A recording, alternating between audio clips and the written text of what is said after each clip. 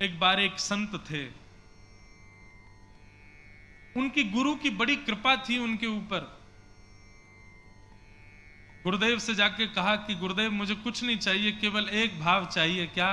कि मैं जब जब नेत्र बंद करके बैठूं श्याम सुंदर की लीला मुझको दिखने लग जाए, बस। मुझे संसार का चिंतन नहीं करना है, नंद नंदन का चिंतन करना है। गुरुदेव ने आशीष दिया और कहा कि तुमको एक नियम करना है। क्या नियम करना है? यमुना जी में स्नान करो, स्नान करने के बाद में यमुना जी की रज को अपने तन पर लगाओ और नेत्र बंद करके बैठ जाओ यमुना जी के तट पर। ठाकुर जी तुम्हारे अंतःकरण में प्रकट हो जाएंगे। यही करता था। नित्य ठाकुर जी के नेत्र बंद करके दर्शन करते और ठाकुर जी की दिव्य लीला उनको दिखने लग जाती। बड़े आनंदित होते। एक दिन ठाकुर जी की कोई बड़ी सुंदर लीला का दर्शन उनको होने लगा। उस लीला में किशोरी जी ने कोई ऐसी लीला करी कि ठाकुर जी रूठ गए। और जैसे ठाकुर जी रूठे ना, तो उस भक्त को बड़ी बड़ी जोर से हंसी आ गई कि बताओ, किशोरी जी ने ऐसा कुछ कह दिया कि श्याम सुंदर रूठ गए। अब यहां तो ठाकुर जी का रूठना हुआ, भक्त जो मानसी में दर्शन कर रहा था उसका हंसना हुआ, और इतने में ही सामने एक ब्रजवासी, उसका एक पैर नहीं था, उसका निकलना हुआ। वो बेचारा लंगड़ा करके चल रहा था और ये जोर से हंसने लगे। अब हंसे तो किसी और बात पे थे, लेकिन उसको लगा कि ये शायद मेरी चाल पर हंस रहे। उसका परिणाम क्या हुआ? वो जो महात्मा बैठ करके ठाकुर जी की लीला का दर्शन कर रहे थे, उनको कुंज तो दिखाई दे रही है, वृक्ष वल्लरियां तो अंतःकरण में दिखाई दे रहे हैं, लेकिन उनके नीचे बैठे श्याम सुंदर जो लीला कर रहे थे, वो श्याम सुंदर वहां से अंतर ध्यान हो गए। खूब खोजा लेकिन ठाकुर जी नहीं मिले। नेत्र खोल करके यमुना जी में स्नान किया, फिर से ब्रजरज को लगा के नेत्र बंद किया, कुंज दिखाई दे रही है, ठाकुर जी की आवाज सुनाई दे रही है, किशोरी जी की आवाज सुनाई दे रही है, लेकिन ठाकुर जी प्रत्यक्ष दिख नहीं रहे। विचलित हो गया, अपने गुरुदेव के पास गया, बोले गुरुदेव, मेरे ठाकुर जी अंतर ध्यान हो गए हृदय से। गुरुदेव बोले, तुमने किसी वैष्णव का, भक्त का या ब्रजवासी का उपहास तो नहीं किया, उसका अपमान तो नहीं किया? बोले नहीं किया महाराज। बोले क्या हुआ था, सही सही बताओ। उसने पूरी बात बताई। बोले मैं जोर से हंसा, उसके बाद में ठाकुर जी अंतर ध्यान हो गए। बोले जब तुम हंसे तो तुमने नेत्र खोल करके देखा, तुमको कोई दिखा? बोले हाँ, थोड़ी दूर पर एक विकलांग एक व्यक्ति चलता हुआ दिख रहा था। बोले बस यही हुआ है। तुम तो हंसे थे लीला पर, लेकिन उसको लगा कि तुम उसकी दुर्बलता पर हंसे हो, इसीलिए तुम्हारे हृदय से ठाकुर जी अंतर ध्यान हो गए। वो ब्रजवासी है, उसके हृदय को ठेस पहुंची है तुम्हारी बात से, इसलिए ठाकुर जी चले गए हैं। बोले इसका निधान क्या है गुरु जी? बोले इसका एक ही निधान है, वृंदावन में जितने ब्रजवासी हैं सबका भंडारा करो और सबको अन्न दान करके भंडारा करा के सब ब्रजवासियों के चरणों में दंडवत प्रणाम करके सबसे क्षमा मांगो, सबसे क्षमा मांगो। जिसका तुमने अपमान अपराध नहीं किया उससे भी क्षमा मांगो। और जब तक तुम्हारे हृदय में ठाकुर जी प्रकट ना हो, तब तक अपने आंखों के आगे दिखने वाले हर ब्रजवासी को प्रणाम करो, सबसे क्षमा मांगो। जब पूरे वृंदावन के ब्रजवासी तुमको क्षमा कर देंगे, तब ठाकुर जी पधारेंगे। और उस भक्त ने यही नियम अपनाया। वर्षों तक सामने चाहे बालक आ जाए, सामने चाहे कोई व्यक्ति आ जाए, कोई भी दिखता उसके चरणों में प्रणाम करता, उसको कुछ दान दक्षिणा देता और कान पकड़ के कहता मैं बहुत पापी हूं, मुझे क्षमा कर दो। ब्रजवासी बोलते अरे भैया ऐसे काय को करे, आजा गले लग जा हमारे। अरे तू हम तो क्षमा काय को मांग रहा हो भैया, तेरी कोई गलती थोड़ी है। ब्रजभाषा समझ आ रही है? अब ये उल्लासनगर बंबई के पास का पड़ गया है, इसलिए हम अब बोल नहीं रहे, नहीं तो ब्रजभाषा में कथा सुनो तो और आनंद आता है। बोले लाला तू ऐसे काय को करे भैया।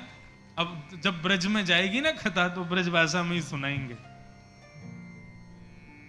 सब ब्रजवासियों ने हृदय से लगा करके जब उसको क्षमा किया, जब नेत्र बंद करके ध्यान लगाया, पुनः श्याम सुंदर प्रकट हो गए।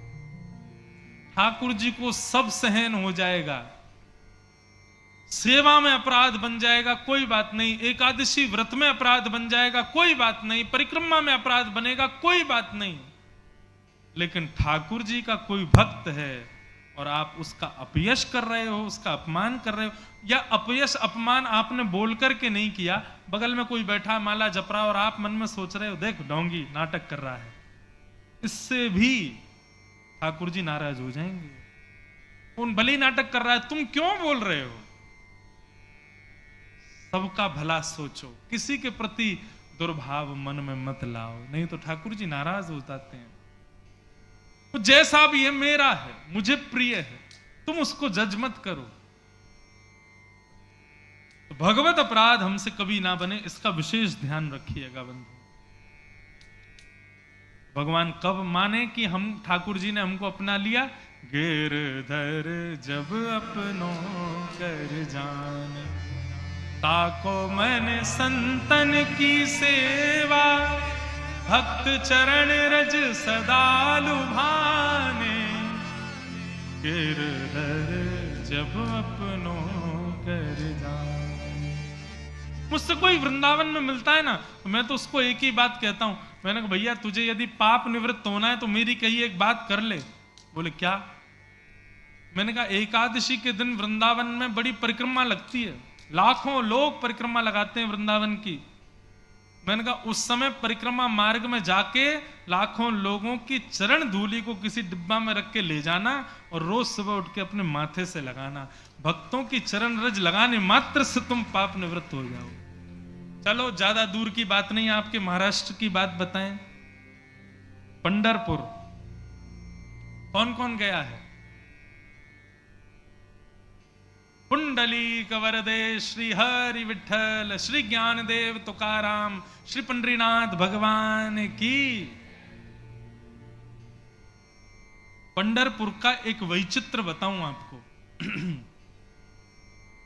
भगवान श्री पंडरीनाथ क्यों बैठे हैं, आप सबको कथा पता है। पुंडलीक अपने माता पिता की सेवा करता था, उससे इतने प्रसन्न हो गए कि भगवान उसको दर्शन देने पहुंचे, लेकिन पुंडलीक माता पिता की सेवा में व्यस्त था, तो पुंडलीक ने ईंट को ठाकुर जी की तरफ खिसका दिया। बोले कि अभी मैं व्यस्त हूं, जब निवृत्त हो जाऊंगा तब आपसे मिलूंगा।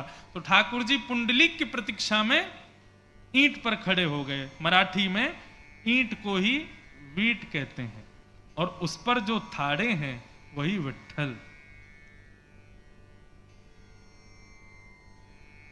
अपनी भक्ति की प्रतीक्षा में भगवान खड़े हैं। लेकिन एक आश्चर्य है पंढरपुर का कि पंडरीनाथ भगवान को श्री पंढरपुर में केसर का चंदन घिस करके और ठाकुर जी को बड़ा सारा गोल गोल चंदन लगाया जाता है माथे पर, और नीचे तक ऐसे उसको लेके आते हैं नासिका पर। कभी श्रृंगार गौर से देखना। एक बार मुझे सौभाग्य मिला था, तो मैं अंदर गर्भगृह में पुजारी जी ने बैठा दिया, पूरा अभिषेक मेरे सामने, वस्त्र पहनाए, उसके बाद चंदन ठाकुर जी को लगाया, इत्र आदि लगा करके चंदन आभूषण पहना के। लेकिन फिर क्या किया, एक कटोरी में एक चंदन, काला काला सा चंदन था, उसको घिस करके और ठाकुर जी के बीच में एक काली बिंदी लगाई गई। हमने जिज्ञासावत होकर के पुजारी जी से पूछा कि ये काली बिंदी क्यों लगाई है। उन्होंने जो बताया सुनकर के मेरे रोंगटे खड़े हो गए। बोले हमारे विठ्ठल इतने कृपालु हैं, विठ्ठल ठाकुर जी का ऐसा मानना है कि मैं पंढरपुर में भक्तों की प्रतीक्षा में खड़ा हूं, भक्तों को मेरे लिए प्रतीक्षा करनी पड़े ये मुझे स्वीकार नहीं है। लेकिन क्या करें, इतने लाखों की संख्या में भक्त पहुंच जाते हैं तो लाइन तो लगानी पड़ती है, प्रतीक्षा तो करनी पड़ती है। तो ठाकुर जी ने किसी को स्वप्न देकर के ये नियम वहां शुरू करवाया। बोले कि यहां भक्त मेरी प्रतीक्षा करते हैं, मुझे बहुत पीड़ा होती है, लेकिन इसका कोई उपचार नहीं है, प्रतीक्षा करके ही दर्शन कर पाएंगे। तो इसकी प्रतीक्षा का एक ही उपचार हम कर सकते हैं, जितने भक्त कतार में खड़े होते हैं, रात्रि मंदिर बंद होने के बाद में पूरी कतार की झाड़ू लगा के उन भक्तों की रज में चंद्रभागा का जल मिला के मेरे माथे पर उसका तिलक लगाओ, ताकि उन सब के भाव को मैं स्वीकार करूं। मेरे भक्त को मेरे लिए प्रतीक्षा करनी पड़ी, उसकी चरण रज मेरे माथे से लगाओ। ये तो आपके पंढरपुर में होता है। ताको मन संतन की सेवा, भक्त चरण रज सदा लुभाने।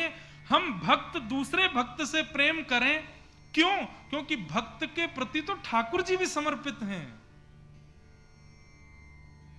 कोई तिलक लगाता है, कोई वैष्णव है, विचार मत करो, तुरंत प्रणाम करो उसको, क्योंकि वो वैष्णव है, ठाकुर जी का है। कोई अगर मुझसे कहे कि भगवत प्राप्ति का सबसे सरल और सबसे जल्दी उपाय कोई बताइए, तो मैं माला सजेस्ट नहीं करूंगा, मैं नाम जप सजेस्ट नहीं करूंगा। ये सब भी हैं साधन, लेकिन आपको इंस्टेंट भगवान की प्राप्ति करनी है। जो भक्त सामने देखे उसको प्रणाम कर, उसको वंदन कर, उसको नमन कर। वैसे तो भागवत में लिखा सबको प्रणाम करो, लेकिन हम इतने बड़े वाले भक्त नहीं कि सबको प्रणाम कर लें। लेकिन हाँ, कोई वैष्णव चिन्हों से अंकित दिखे, गले में कंठी माला, सिर पर तिलक, धोती, बगलबंदी, चोटी, शिखा, या माताओं के रूप में कोई वैष्णव वेशभूषा में दिखे, विचार मत करो, तुरंत हाथ जोड़ के प्रणाम करो। जितना भक्तों के सामने झुकोगे ठाकुर जी उतनी जल्दी प्रसन्न हो जाएंगे।